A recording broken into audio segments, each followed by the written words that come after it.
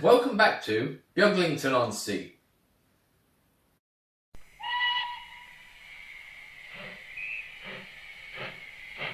Yes, hello and welcome back to Beaglington-On-Sea. I was just having a go with my new Messerschmitt Airfix kit that I've been building. I can't really say too much for it at the moment because, you know, it still needs painting and everything, but the main bit is there. I'm not bothering with too much of the detail because I'm going to pretend that some of it has been shot off. But yeah, so this is just something I'm working on anyways. But today, this episode is sort of the last in the series of things that I got for the railway over the Christmas period. And this is stuff that I got from my partner, as well as the Andrew Barclay tank that I did during the Beaglington review. So I'm going to take these over to the desk and have a look at them, and then put them on the railway. So let's get on with that. Right, so we have this box, and inside it we have a few things. We have this. We have this. We have this. And we have this. So we'll start with, I'll leave the railway thing there because there is a rather nice bus here. A bus from Exclusive First Editions, that's EFE, I think. 1/76 scale precision die cast models with plastic parts. And it says it's a Cavalier Coach Southdown 12304. So I'll just open this up. Box is a bit tattered, but I don't need it. There's a nice little street scene bit inside there again. So that's kind of cute. Just pop that out of the way. Down there. And then we've got this sort of triangular box there. So what we have here is a rather nice green coach. It says Southdown on it, and it says Southdown Motor Services, 5 Stein Street, Brighton. It says just down here when I get it into focus, and it's got some other details. Seats 37. Sorry, I'm using my light ring tripod attachment because my other one's broken and I keep bumping into it. And it says John O'Groats on the front of it. That's a long way to go from Brighton, isn't it? To go to John O'Groats. You'd think they would take the train. There's an emergency door at the back with emergency door written on it.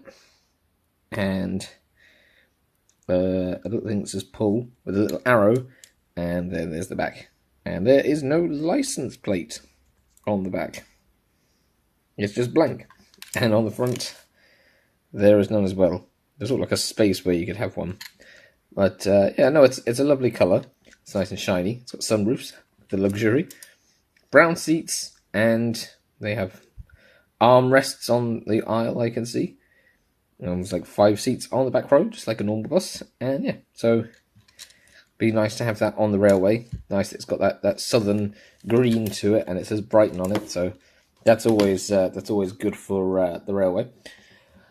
And then the next thing we have here is a Hornby brake van. It's the usual, I think, the BR 20-ton brake van. This one is from, I think they actually had one out, or there was one going to be out in this livery soon, but this one's actually from 2009, and it has, someone's added brake pipes to it, which is quite nice. Some of the white paint has worn off, but it's got metal axles, and all the metal handrail-y things are in place, and it's got this little rail freight logo here, and it says car here. So I now have a green car brake van like this, and I have a red one as well because I have the Lima one. So it'll be a very colourful rake if I put those together. And its number, if I zoom in, is 954989. So yeah, it's the it's got some, is it a fox or something on logo down here? I think it's meant to be a fox. I'm not sure what depot that is. I'm sure someone probably knows. But this is the R6459 model, which has gone all blurry. There we go. So yeah, that's nice. Anyways, it's a lovely colour. It's nice to have more sort of modernish looking VR brake vans as well. I like brake vans. And then this is a replica railways model, and it is a wagon for Trim Saran Co Limited, number 51, empty to Pembrey, wherever that is. So, what's the label? Oh yeah, there it is. It says 13303 3-plank wagon Trim Saran. So, I'm not entirely sure what year this was out, but Replica Railways is basically sort of like a precursor to Bachmann Branch Line, because when Palitoy gave up mainline model railways, if I can get this out of its box, I don't think it's ever been out of its box, I don't think. I think Dapple thought they were buying all the tooling or something, but actually Cada did a deal. How on earth did you get this out? With a man who was making the Replica Railway stuff, and he made some of the stuff as well. And then eventually, they asked him if he wanted to run Bachmann Branch Line, I think, when it first started, and he said no, or something like that. I can't remember the exact history. Not something I knew that much about. Jesus Christ, this is a difficult model to get out. It's no wonder they left it in the box. It's very wedged in. Ah, there we go. Get it out. Oh yeah, look, it's even still got like a protective layer of plastic on top of the decking. So I just take this out, and now the mainline models and like Replica Railways were actually, you know, very good for their time. It's got like red painted frames down here. It's not just black. It's like proper detailed. It looks like a modern detailed wagon, or at least like not a super detailed wagon, but you know, a pretty good wagon from the now era basically. And yeah, it's got lovely wood floor. It's got wood sides as well. The planking is done well on the inside. There you go. And yeah, it's got nice clear writing on it when it's. There you go. I'm having a bit of trouble with the focus because this setup with the light ring is very difficult to use.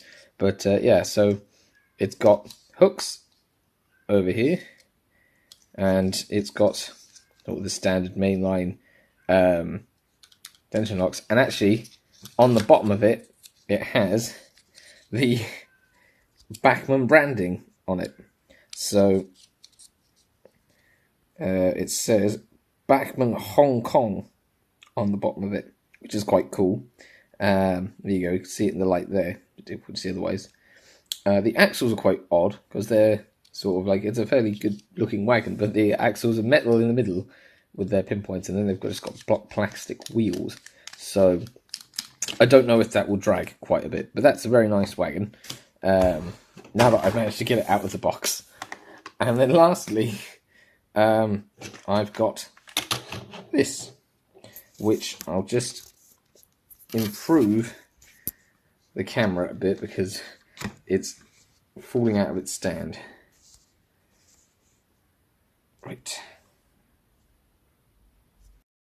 Right, I fixed the camera position. So this is the R2267 bogie luggage van, the southern one. Or I say the southern one because it's the Southern Star one and it's the Southern Green, but it's actually masquerading, because if you look underneath, it's the maroon version, and there should be a product number on the bottom, which is here. Small Puss is meowing in the hallway, but he can come in because the door's open. So yeah, 226/7 it says there. So it's in a southern livery because it's been repainted, and underneath you can see it's got some sort of more detailed bogie using 00 style axle boxes. They're sort of like a strip, and it goes through the bogie and it holds it up or whatever. But there are plastic axles. They are all disc wheels. They're not spoked, and they're held on with these big screws in the middle of the bogies. And then you've got these 00 style simplex couplings or whatever they're called. And it's got all of the buffers intact, which is nice. And yeah, it's been repainted in this southern green, and the doors open, and it does have all the doors, and it has glazing as well, which is quite nice. So these were, I think, yeah, from like 1958 and 61. And if you look at the end here, it's got a running number. I don't know whether it's real or not, but it's a BR number presumably because it's got XP. Is that the express speed thing that came in? Is that a British Railways thing? Can't remember. Anyways, so it's S96311. And then at the other end, it's got a rather nice little transfer here, which says, not to be used for fish. But we'll have to see whether it accidentally ends up being used on the Flying Kipper. Who knows? But we'll have to see how well it couples to things, because it's got these style of couplings. But hopefully they'll be able to couple. And then obviously you can go at the end of a train, because there's this nice little extra painted lamp. Obviously it's not an electric one, it's a painted one. But that's a very nice little addition. And the buffers on these models, I think, are they plastic or metal? But you can sort of pull them out presumably and put them back in, because they're like sockets. So if they did ever get broken, you could replace them. It's open. You don't need to scratch the door. Silly Billy. So yeah, that's my little collection of things that I'm going to go put onto the railway and see how they look, I suppose. See how they run. So let's go and do that. Right, so here we are with the things on the layout. And if I move this little Bristol sign here, you can see that the bogie luggage van has been coupled behind the brake of the Graham Farish Suburban pair, which is going to be pulled by the Peckett because it's a pretty strong puller, so I think it should be alright with the bogies if they're a bit difficult for it to pull. So it's a nice little Southern Branch train with, maybe this is full of old newspapers or something being taken to be pulped, who knows. And then over here we have another green engine, which is the Ruston, and it's got its NEM coupling is coupled to the wagon's mainline coupling, and then the mainline coupling is coupled to the Hornby coupling, the old style tension lock. So we'll see how that handles the first radius, whether there's any derailments caused by that, but it should be fine because they're all short wheelbase.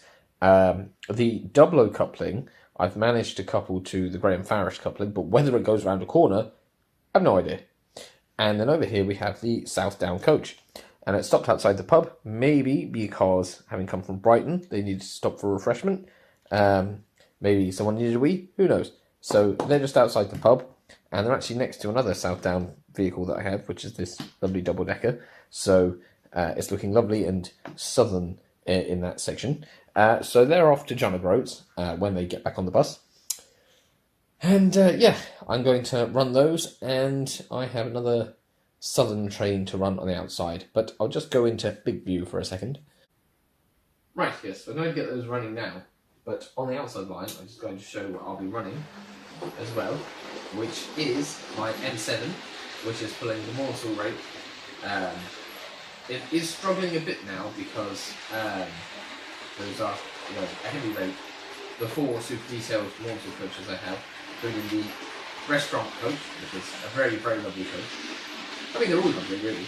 But yeah, so that's going to go around the outside. They'd probably fare a bit better if I got around to putting that weight back inside the M7.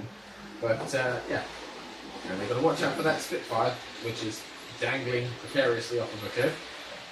But it seems to be held up there fine.